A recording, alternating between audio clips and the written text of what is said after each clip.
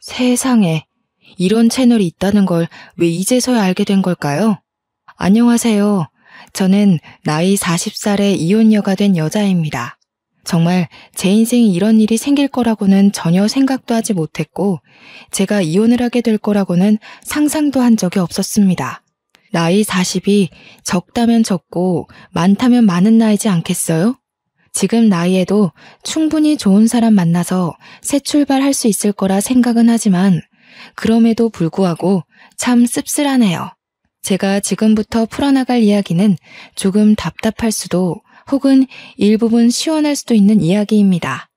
저에게는 크나큰 상처이긴 했지만 모든 일이 다 지나간 뒤 다시 생각해보니 지금이라도 탈출하게 된 게 참으로 다행이지 않나 싶네요.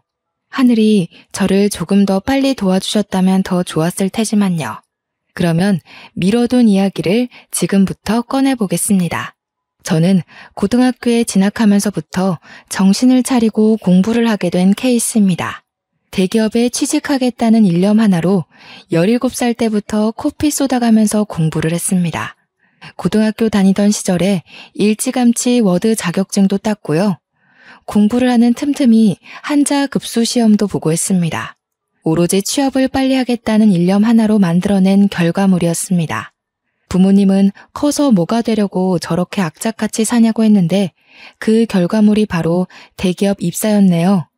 대학 다니던 시절에도 인턴십 참여에 불을 켜고 달려들었고 중간에 교환학생 프로그램도 선정되어 다녀왔습니다.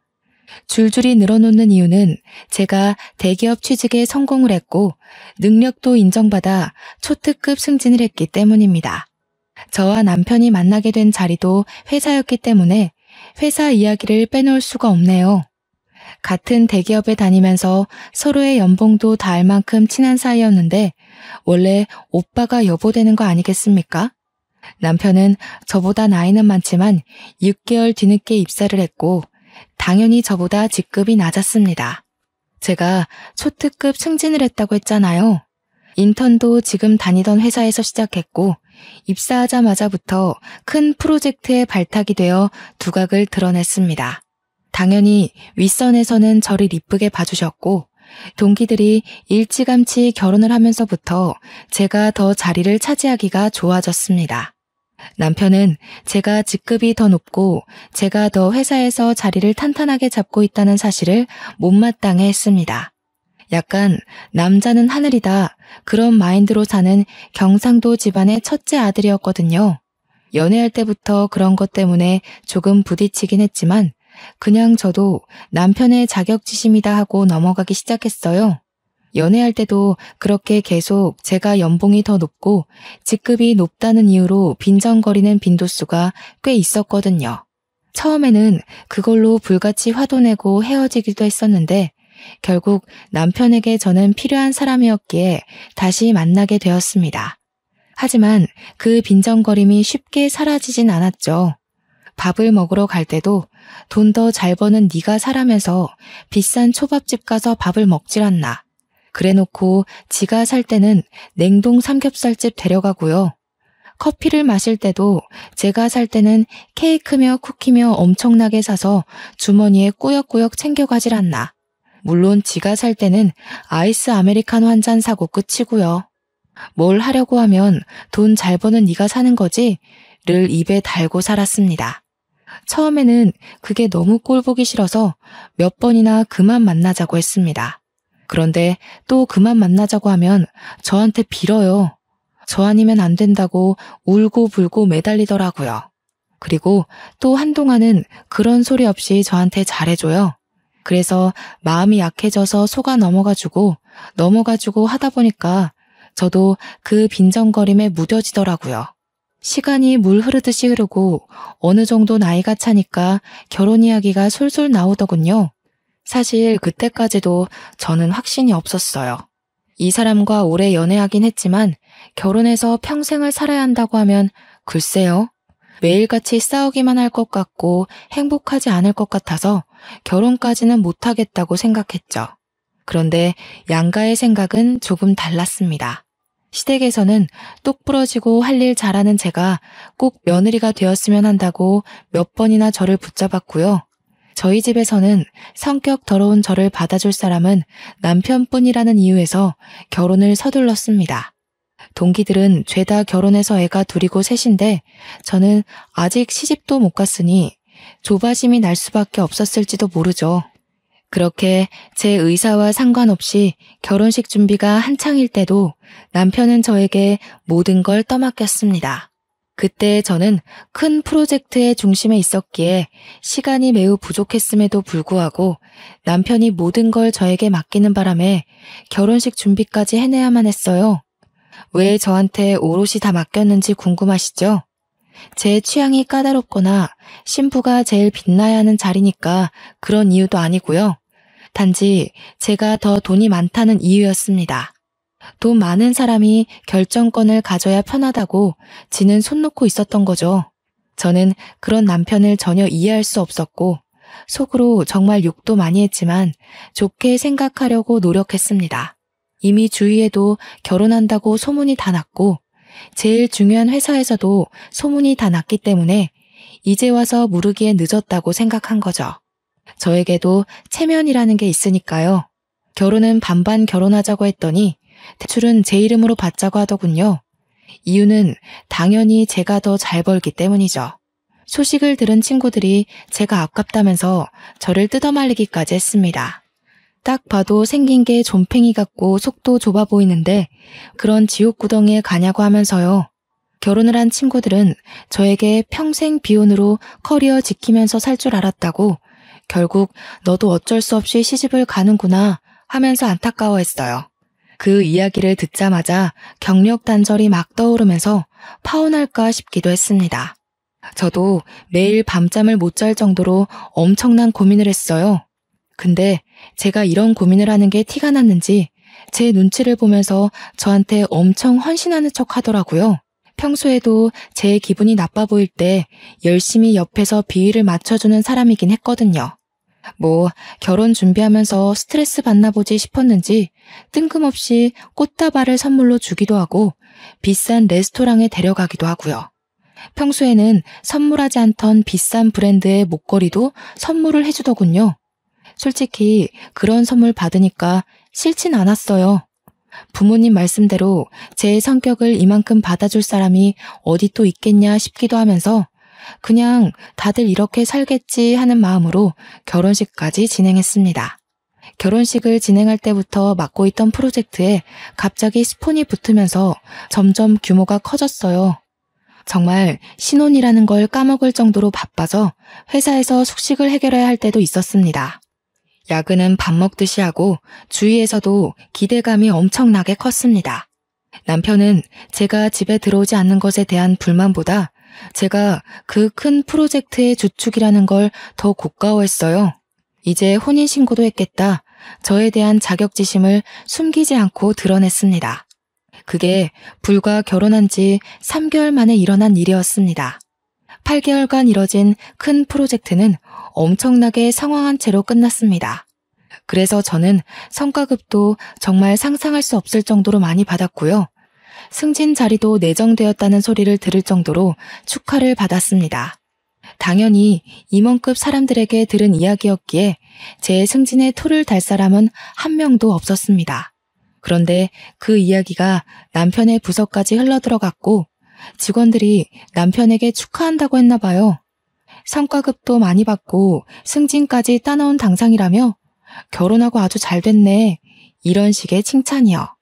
자격지심이 강한 남편이 그 소리를 과연 곱게만 들었을까요? 그날 이후로 남편은 집에서든 회사에서든 저를 경쟁의 상대로 보는 건지 뭔지 저에게 아주 기분 나쁜 티를 팍팍 냈습니다. 예를 들면 회사 일에 미쳐서 집안일은 전혀 돌보지 않는다고 이야기를 하질 않나? 시댁에 전화 걸어서 제가 밥 한 끼 안 차려준다고 욕을 하질 않나? 하면 시모가 저한테 전화해서는 진짜 결혼해서 밥 한 번 안 차린 게 맞냐고 물어보기까지 했어요. 아니 회사 일이 바쁜데 어떻게 합니까? 저는 정말 제 명예를 위해서라면 어떤 일이든 해낼 수 있었거든요. 고등학교 입학할 때부터 목표에 두었던 대기업 입사였는데 당연히 밥 차릴 시간에 프로젝트 하나 더 따낼 생각을 해야 되지 않겠어요? 저는 남편에게도 솔직하게 이야기했어요. 나에게는 뚜렷한 목표가 있고 그걸 해내기 위해서는 밥 차리는 시간까지 모조리 회사에 쓰고 싶다고요. 남편은 대인배인 척 알겠다고 했지만 그걸 빌미로 시댁에 저를 욕하고 싶었던 거였겠죠. 저는 시댁에 제 욕을 했다는 것 자체를 이해하지 못했고 그걸로 남편과 저는 조금 싸우게 되었습니다. 한창 좋아야 할 신혼에 부부싸움이 잦으니 정말 지치더라고요. 결혼한 지 6개월도 안 돼서 이혼하는 부부도 있나 인터넷에 검색까지 해봤다니까요. 그렇게 서로 마주보고 밥도 안 먹고 지내기를 반복하다 남편이 저에게 이야기를 좀 하자고 하더군요. 그래서 못 이기는 척 화해를 해야겠다 싶었는데 남편은 저에게 아주 기가 막힌 이야기를 했습니다. 나 사업을 해볼까 하는데 어차피 대기업에 다녀도 당신보다 벌지도 못하니까 회사 때려쳐도 되지 않을까? 당신이 버는 돈이면 우리 둘 먹고 사는데 문제 없으니 더 늙기 전에 도전하고 싶어. 그게 무슨 귀신 씨나라 까먹는 소리야? 지금 우리가 대기업에 다니고 둘 다 맞벌이를 하니까 돈도 모으고 대출도 갚고 안정적인 거지. 당신이 여기서 그만두면 우리 당장 대출 갚는 것도 힘들어질 텐데. 저는 남편을 뜯어 말려야만 했습니다. 객관적으로 보나 주관적으로 보나 남편은 그냥 남 밑에서 시키는 일이나 잘하고 사는 게 적성에 맞는 사람이거든요. 프로젝트에 투입되었다가 이리 끌려다니고 저리 끌려다녀서 잘린 것만 2번 봤는데 뭘 믿고 사업을 한다는 건지. 솔직히 사업을 한다 치면 저 같은 사람이 하는 게 더 어울리거든요. 제가 반대를 하고 나서자 남편이 또 뾰루퉁한 얼굴이 되길래 일단 구체적인 사업 계획이나 들어보자 했습니다. 이 사이트 보이지? 이게 중국에서 운영하는 사이트인데 도매 물건들을 파는 곳이야. 중국에서 싼 값에 물건을 사와다가 우리나라에서 파는 거지. 근데 처음부터 재고를 많이 가져올 필요도 없어. 도매면 보통 최소 수량이 100개, 1000개 이러지 않아? 근데 이 사이트는 10개만 사도 돼. 매장이나 이런 데서 팔겠다는 건 아니고 나도 인터넷 사업자내서 인터넷 쇼핑몰 오픈하면 잘 될 것 같아. 요즘은 SNS 홍보도 하고 하니까 재고 떠안을 필요도 없고 괜찮지 않아? 이야기를 듣는데 사업 계획이 꽤 구체적이더라고요. 은근히 빈틈이 많은 사람인데도 사업 계획에 크게 빈틈도 없었고 배송 문제는 자기가 알아본 게 다 있다고 하더군요. 그러면서 도매 가격에 몇 %를 더 얹어서 팔면 순이익이 얼마가 난다면서 계산까지 척척 하는데 괜찮겠다 싶었어요. 상품은 어떤 걸로 할 건데? 요즘 트렌드에 맞추려면 보는 눈이 꽤 좋아야 할 텐데. 제 말이 끝나기 무섭게 남편이 봐둔 상품이 있다면서 저에게 이것저것 보여주는데 SNS에서 많이 보이는 디자인의 식기부터 옷까지 여러 종류가 있었어요. 젊은 사람들이 트렌디하게 좋아할 법한 아이디어 제품들도 여럿 있었고요. 저는 남편에게 괜찮겠다고 이야기를 하니 남편의 얼굴이 눈에 띄게 밝아졌습니다. 하지만 처음부터 올인해서 매달리는 것에는 반대를 했어요. 남편을 차근차근 설득하기 시작했습니다. 상품들이 전부 좋다. 가격도 좋고 국내 인터넷 쇼핑몰에서 판매했을 때 가격도 나쁘지 않은 것 같다. 하지만 처음부터 주문이 많이 들어올 거라는 생각은 들지 않으니 회사를 다니면서 차근차근 해보자. 이렇게 이야기를 하니 남편도 수긍을 하더라고요. 자기도 집 대출 갚고 생활비 생각하면 당장 회사를 그만두는 건 아니다 싶었는지 회사를 다니면서 사업자를 내서 해보겠다고 했습니다. 그렇게 남편에게 나름 용기를 북돋아주고는 저희도 화해를 했어요. 그동안 서로 서운하게 해서 미안하다. 나도 가정을 챙기겠다. 너도 자격지심 그만 부려라 하면서요. 간만에 2다리 뻗고 잔 것 같네요. 그렇게 남편은 평일에는 회사 일을 보고 주말에는 상품을 떼와서 이리저리 촬영도 하고 인터넷 쇼핑몰을 오픈해서 물건을 올리기 시작했습니다. 처음에는 10개, 20개 사서 팔았던 제품이 점점 주문이 늘어나자 50개, 100개가 되었어요. 말 그대로 오픈한 지 2-3달 만에 대박이 나고 말았습니다. 배송 보내느라 평일에 퇴근하고 와서는 남편과 둘이 상품 포장하는 데 시간을 다 보내야만 했어요. 저녁밥도 제대로 먹지 못할 만큼 바쁘니 저희도 점점 지치기 시작했습니다. 처음에는 작은 방에 물건들을 두고 재고를 파악해가면서 물건을 배송했는데 주문량이 늘어나니까 방 정리가 되지 않는 거예요. 창고를 하나 얻어서 물건을 쌓아야 할 지경이 오니까 남편도 저도 둘이서 할 수 있는 업무량이 아니다 싶었습니다. 물건 배송 나갈 걸 포장하는 와중에도 쉴 새 없이 주문이 밀려 들어왔으니까요. 트렌드가 또 얼마나 휙휙 바뀌는지 잘 아시죠? 새 물건은 계속 들어오고 집 거실까지 물건이 꽉 차서 발 디딜 틈이 없고 결국에는 집 근처에 크게 나온 지하 창고에 새를 얻어서 물건을 정리하기 시작했습니다. 평일에 회사 일 때문에 창고 정리도 못하고 배송이 점점 밀리자 남편이 드디어 회사를 그만두겠다고 했습니다. 월 매출만 따져봐도 지금 남편이 버는 월급보다 훨씬 많은 돈을 벌 수 있었거든요. 남편의 성공과 동시에 저는 약간 불안해졌지만 남편에게 처음부터 약속했던 게 있었던지라 저는 퇴사에 찬성해줬습니다. 쇼핑몰을 시작한 지 6개월 만에 남편이 버는 돈은 제 월급보다 많아졌어요. 회사를 그만두고 직원을 둘이나 뽑아서 배송 업무를 도맡아서 하게 했고요. 저는 점점 늘어나는 남편의 쇼핑몰 규모에 정말 입이 떡 벌어지고 말았죠. 남편이 남 밑에서 일해야 되는 사람인 줄 알았는데 사업에 정말 소질이 있었습니다. 제가 모르는 사이 맘카페 같은 곳에도 홍보를 했고 SNS 활동도 활발하게 하면서 사업을 점차 키우고 있었던 거죠. 대기업을 퇴사할 때도 조금은 섭섭해할 줄 알았는데 시원한 마음만 가득하다면서 정말 행복해했습니다. 그런 남편의 모습을 보면서 정말 용기 있는 선택이라고 생각했고요. 그런데 남편이 저보다 월급이 많아지고 사장님 소리도 듣고 장사가 정말 잘 되니까 점차 저에게 의쓰대기 시작했어요. 카드 하나 띡 던져주면서 앞으로 생활비는 본인이 책임지겠다면서 제가 버는 돈은 푼돈이니까 전부 저금을 하라는 거예요.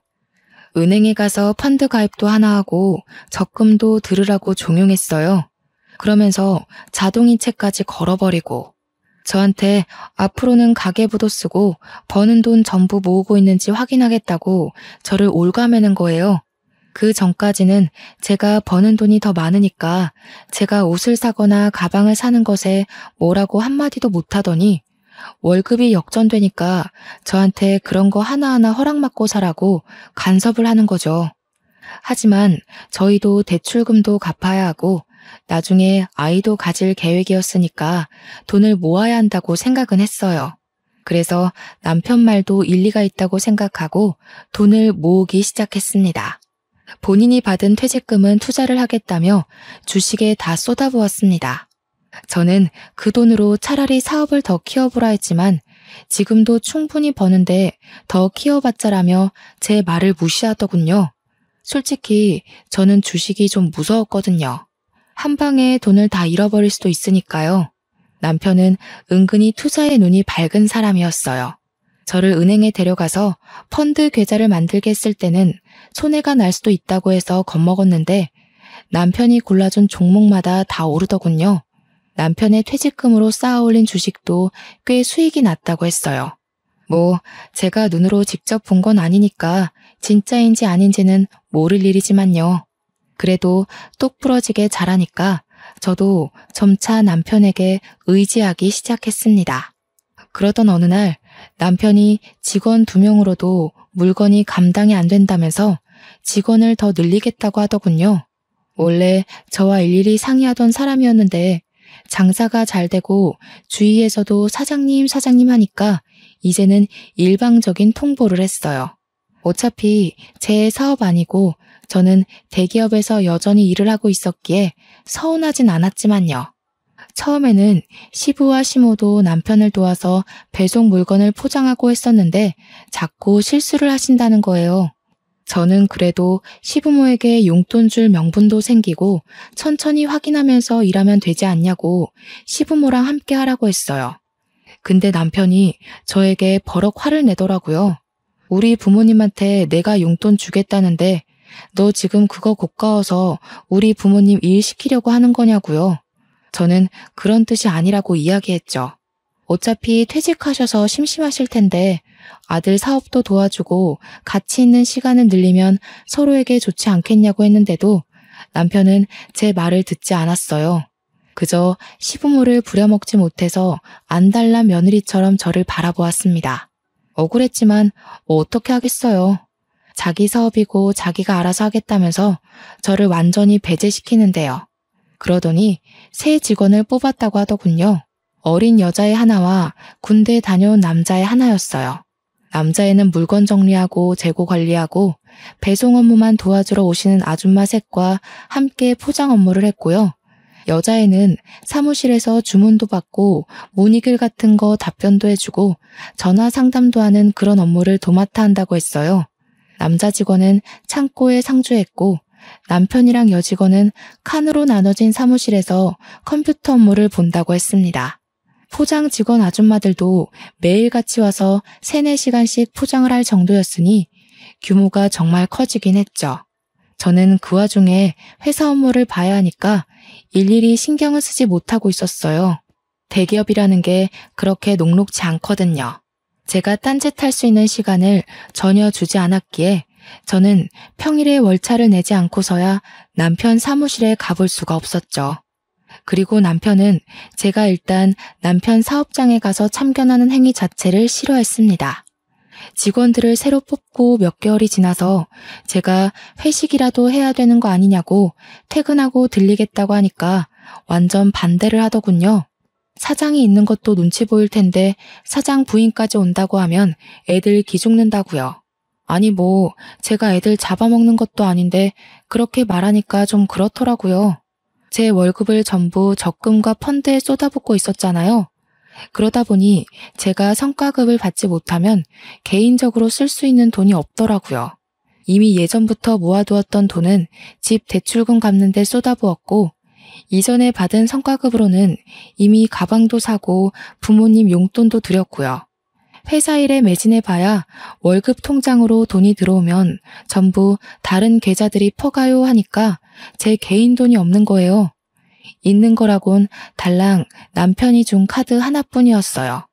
그래서 어쩔 수 없이 남편 카드로 팀원들한테 커피를 하루 쏜 적이 있었어요. 제가 쏴야 할 차례이기도 했고 제 승진이 코앞이었던 터라 기분 낼 겸 쐈습니다. 그런데 카페에서 5만 원 정도 긁고 나니까 남편한테 바로 전화가 오는 거예요. 무슨 카페에서 뭘 먹었길래 5만 원씩이나 나오냐고 저한테 잔소리를 막 하는 거 있죠. 저는 너무 당황스럽고 또 한편으로는 수치스러운 마음이 들었어요. 제 한 달 월급이 600만 원이거든요. 남편이 버는 돈은 정말 1000만 원 가까이 되고요. 근데 고작 5만 원어치 커피 사 먹었다고 바로 전화해서는 잔소리를 퍼붓다니. 결혼하고 나서 비상금 한 푼 모아둘 생각 안 한 제가 너무 바보같이 느껴졌습니다. 그렇다고 제가 집에서 놀고 먹으면서 남편 카드 쓰는 그런 사람도 아니고 저도 사회생활을 하는 여잔데 저한테 5만 원 가지고 그렇게 치졸하게 굴 거라고는 생각도 못했어요. 점점 제 입지가 좁아지는 듯한 느낌도 들고 저도 결국 대한민국의 남편 눈치 보는 며느리가 되는 건가 하는 생각도 들었고요.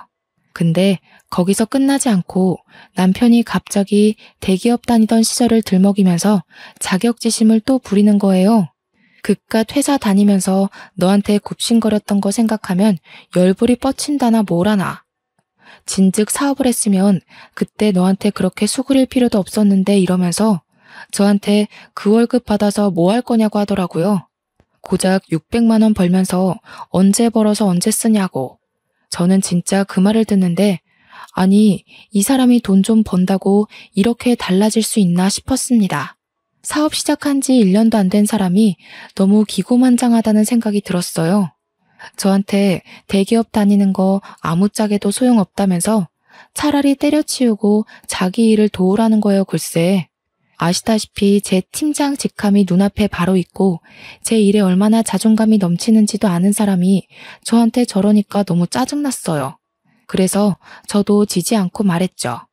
당신이 회사 다닐 때 성과를 못 내서 그만큼 벌었던 거지 나는 잘나서 잘 번다고. 누가 요즘 월급쟁이로 600만 원이나 벌겠냐고. 나 팀장 달면 연봉 더 오르는 거 알고 있냐고. 하지 말아야 할 말까지 해버렸죠.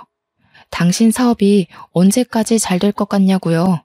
그 말에 남편이 거품 물고 저한테 막 달려들었어요. 사업 망하라고 고사 지내는 거 아니냐, 자격지심 있는 거 아니냐면서 저한테 따지더라고요. 자기 사업 잘 되니까 배 아픈 거냐면서 애초에 사업 못하게 하려던 것도 저한테 굽신거리는 꼴, 평생 보고 살고 싶어서 그러는 거 아니냐고. 아니, 제가 사업이 잘 될지 안 될지 어떻게 알고 그런 생각을 하겠어요?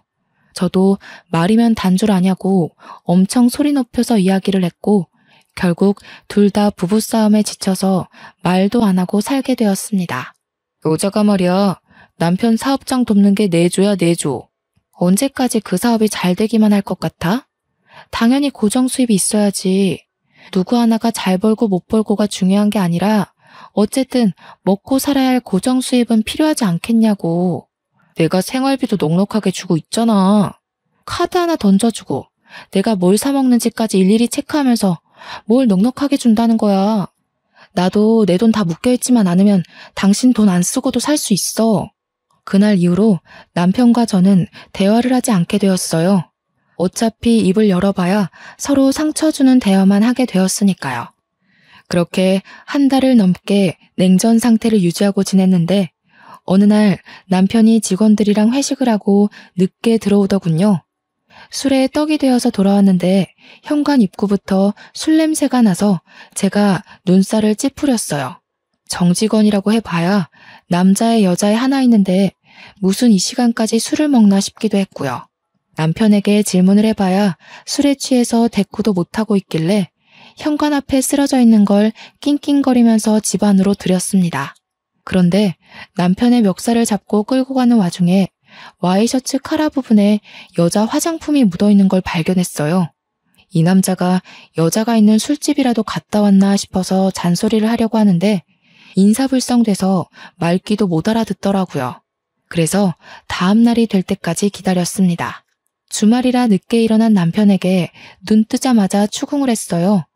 어제 도대체 어디서 뭘 했길래 와이셔츠에 여자 화장품이 묻어있냐면서 옷을 막 들이밀었더니 획 던지더군요. 그러더니 저한테 짜증을 내면서 아침부터 무슨 소리를 하는 거냐고 어제 여직원애가 술 취해서 넘어지려는 거 붙잡아 주다가 묻은 거래요. 지도 기억 하나 못하고 만취해서 들어와 놓고 그 상황은 잘도 기억이 났는지 나불나불 거리더라고요. 너무 아무렇지 않게 이야기하길래 의심은 갔지만 그냥 그러려니 했습니다. 근데 그거 아시죠? 한번 의심의 씨앗이 싹 트니까 남편의 행동을 주시하게 되더라고요.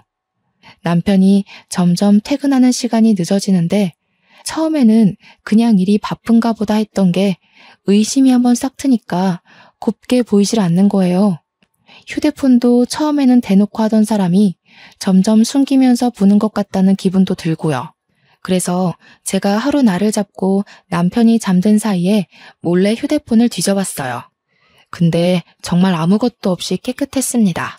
남편이랑 직원들이 나눈 단체 대화방이나 개인 문자를 뒤져봐도 아무것도 없이 일 이야기만 있었고요.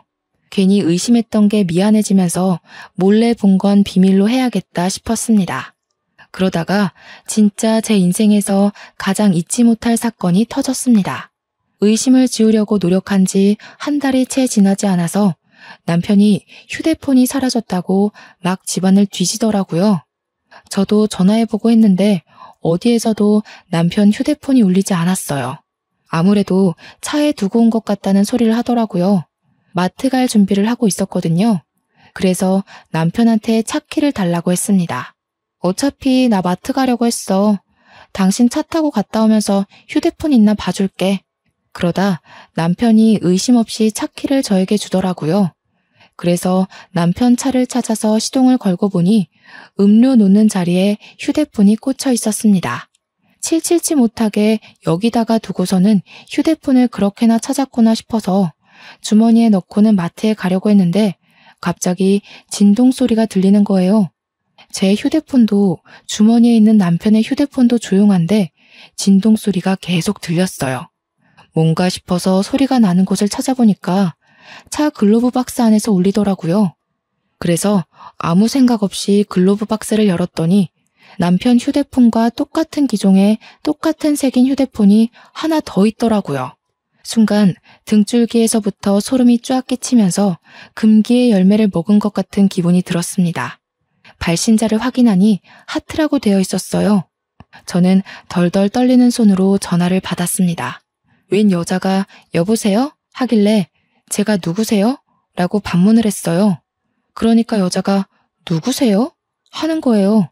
그래서 제가 너 누구냐고 하니까 전화를 말없이 끊더라고요. 그래서 너무 어이가 없어서 남편에게 전화를 하려고 보니 제 주머니 속에 휴대폰이 있잖아요. 쎄한 느낌의 남편 것으로 추정되는 다른 휴대폰을 뒤져보려고 하니 비밀번호가 걸려 있더라고요. 이거 분명히 뭐 있다. 남편이 바람난 게 틀림없다 하는 생각이 들었습니다. 마트를 다녀와야 하니까 내비게이션을 딱 켰는데 거기서 또 소름이 돋더라고요. 최근 주소지 검색 목록이 생각나서 그걸 딱 눌렀는데 웬 오피스텔 주소가 엄청 찍혀 있는 거예요. 땡땡동 땡땡 오피스텔이라고 적혀 있는데 남편 사무실에서 10분 거리거든요. 저는 뭔가에 홀린 사람처럼 남편의 블랙박스를 뒤졌습니다. 블랙박스에 녹화된 목록을 하나하나 뒤져보는데 땡땡 오피스텔 앞에서 찍힌 녹화본이 있더군요. 숨죽여서 화면을 제 휴대폰으로 하나하나 녹화하기 시작했어요. 남편이랑 여자가 오피스텔로 들어가는 모습 전부를 날짜까지 정확하게 보이게 찍었습니다. 찍는 내내 손이 어찌나 떨리고 호흡이 가빠지는지 결혼할 때부터 할까 말까 떠밀리듯 결혼한 남편이었지만 바람을 핀다는 게 확실해지니 정말 깊은 배신감이 들었어요. 증거를 나름 수집해놓고 마트에 가서 정말 아무 생각 없이 장을 보고 집으로 돌아와 남편에게 주머니에 있던 휴대폰을 주었습니다. 그랬더니 남편이 차에 있었냐고 하더라고요. 차에 있었어. 근데 휴대폰이 하나 더 있더라? 하트한테 전화하는데 내가 받았어. 그러자 남편 얼굴이 갑자기 딱딱하게 굳으면서 아무 말도 못하더라고요. 이 인간 나한테 딱 걸렸다 하는 생각이 들었죠. 근데 갑자기 표정을 싹 바꾸더니 무슨 소리냐고 웬 하트? 이러는 거 아니겠어요? 얼마나 가증스럽던지. 정말 코웃음이 뻥 하고 나올 것 같았습니다. 저는 글로브 박스에서 발견한 휴대폰도 남편에게 던졌어요. 그러자 남편이 빼도 박도 못한 증거를 들킨 것처럼 휴대폰을 양손에 쥐고 아무 말도 못하더라고요. 그 여자 누구야? 당신 회사 여직원이야? 그래서 오피스텔에 살림 차렸어? 땡땡동 땡땡 오피스텔에. 당신이랑 여자랑 들어가는 거 다 찍혔더라. 블랙박스까지 이미 다 확인하고 오는 길이니까 변명할 생각 하지 마. 오해야. 그리고 그걸 뒤져보긴 왜 뒤져봐? 당신 무슨 의부증 있어? 남의 사생활을. 부부끼리 사생활까지 존중해줘야 하는 거야?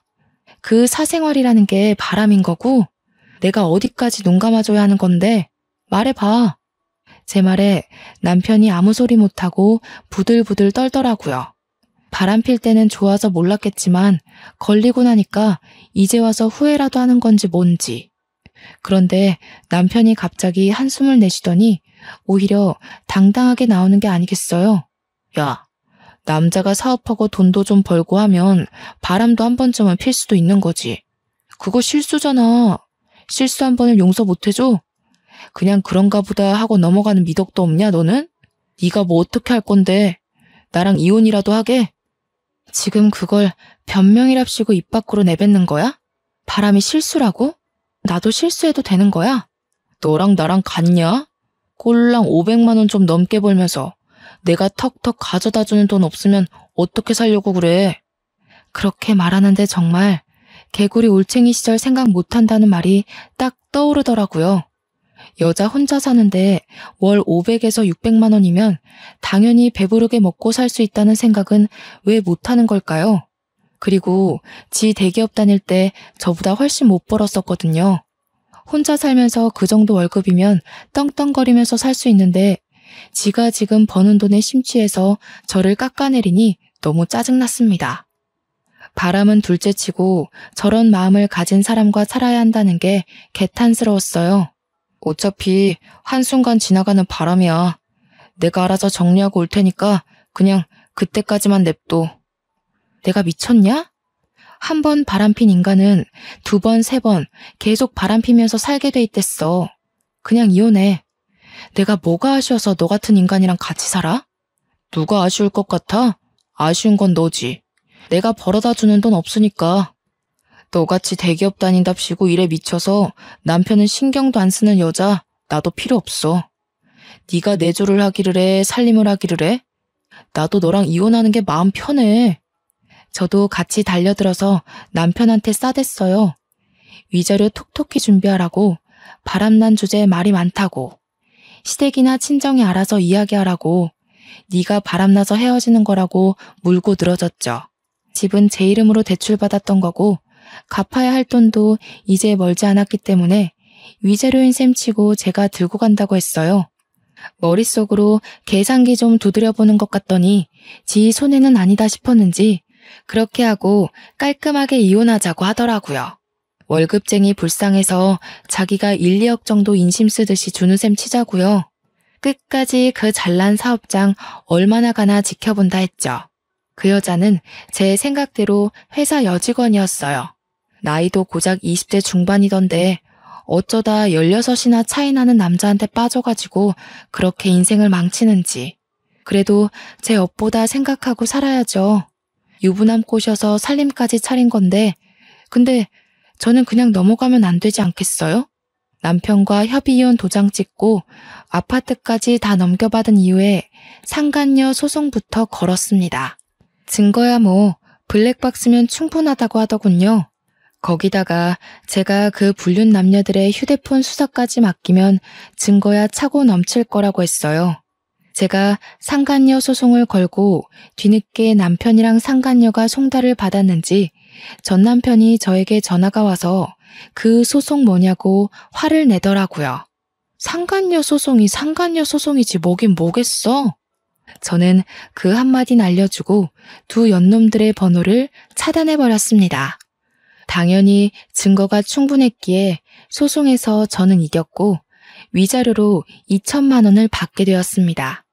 물론 그 돈도 남편의 주머니에서 나온 돈이었겠지만 속은 시원하더라고요.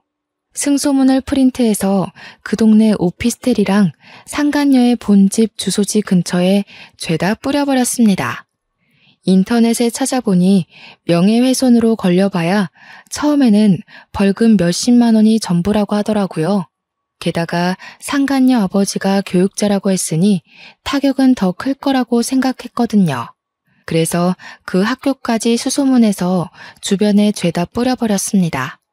당연히 동네고 어디고 죄다 소문이 났을 거고 얼굴을 들고 다니지 못할 만큼 수치스러웠을 거예요. 저는 당연히 명예훼손에 걸렸고 벌금형을 받았습니다. 100만 원에 속은 엄청나게 시원해졌으니 아깝지 않았습니다. 주위 눈치 보면서 상간녀로 평생 사는 게 얼마나 힘들겠어요.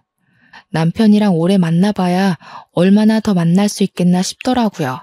근데 더 속 시원한 건요. 우리나라랑 중국이랑 문제가 생겨서 중국에서 수출기를 닫아버린 사태에서 찾아왔어요.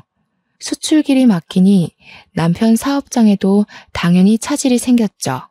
물건이 바로바로 들어와야 하는데 물건은 들어오지 않고 차일피일 배송 일자만 미루게 된 거예요.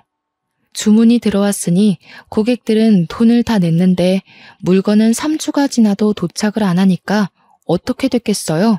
한 번에 환불 요청 들어오고 일부 고객들은 사기 사이트라면서 소송 걸고 소송 걸린 것만 해도 몇십 건이라 일일이 대응하느라 변호사비로 돈 다 털리고 환불해주랴 털려 물건 없어서 장사는 안 되는데 직원들 월급까지 또 따박따박 줘야 하고 거기다가 배송 지연 보상까지 일일이 다 해줘야 한다더라고요. 인터넷에는 남편 쇼핑몰이 배송도 안 해주는 사기 쇼핑몰이라고 올라와서 회원들도 우수수 탈퇴하고 벌금 내고 소송 걸리고 전 남편은 거의 회생 불가 수준으로 쫄딱 망해버렸다고 하더라고요. 망하자마자 당연한 수순으로 상간녀도 잠수 탔다고 하대요. 하필이면 그 오피스텔도 상간녀 이름으로 얻었던 거라 그나마 보증금도 털려버리고요. 이 이야기를 어떻게 알았냐고요? 전 남편이 저한테 전화해서는 막 울면서 이야기를 다 해주더라고요. 차단해놨더니 다른 번호로 전화해서 한 번만 용서해달라고 울고 비는데 저보고 그동안 적금이랑 펀드 투자했던 거 많이 오르지 않았냐고, 목돈 됐을 것 같다며 아파트 값도 많이 올랐던데 합치면 안 되겠냐요. 제가 미쳤나요? 그딴 새끼랑 다시 살게. 꺼져. 나도 10살 어린 파릇파릇한 연하남 만나서 행복하게 살 거니까. 너는 너대로 알아서 인생 잘 헤쳐가면서 사세요. 그러고 전화 끊고 바로 차단도 해버렸습니다. 그 이후에 연락이 왔는지 안 왔는지도 모르겠네요. 팀장 달고 새 명함 나오자마자 휴대폰 번호도 바꿔버렸거든요. 지가 생각해도 양심 없을 테니 전화는 안 했길 바랍니다.